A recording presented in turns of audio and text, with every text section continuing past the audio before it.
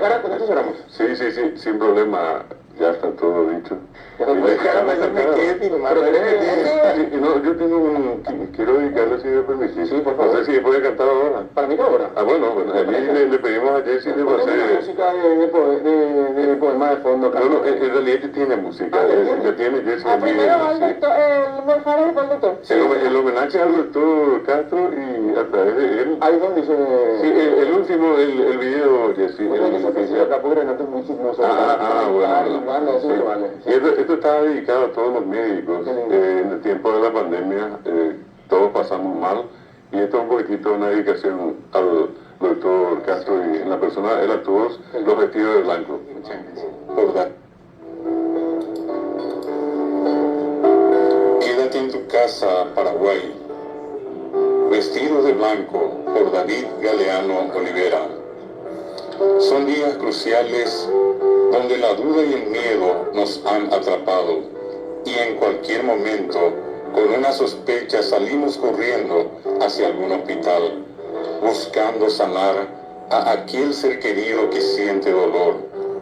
Y allí emergen ellos en primera línea, caídos del cielo, son ángeles blancos con formas humanas, mujeres y hombres vestidos de blanco, son padres y madres, hijos bendecidos, nos inspiran paz, infunden amor y con voz segura ya nos tranquilizan. Doctores capaces, enfermeras guapas, obstetras celosas de todas las vidas.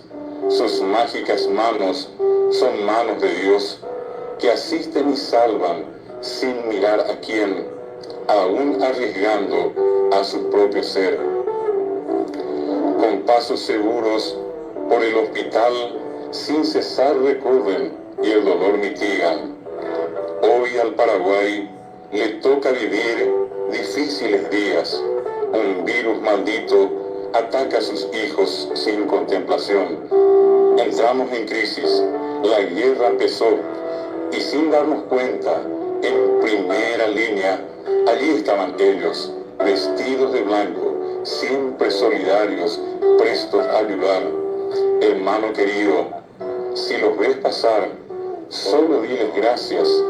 Son ángeles blancos, con formas humanas, sus mágicas manos son manos de Dios.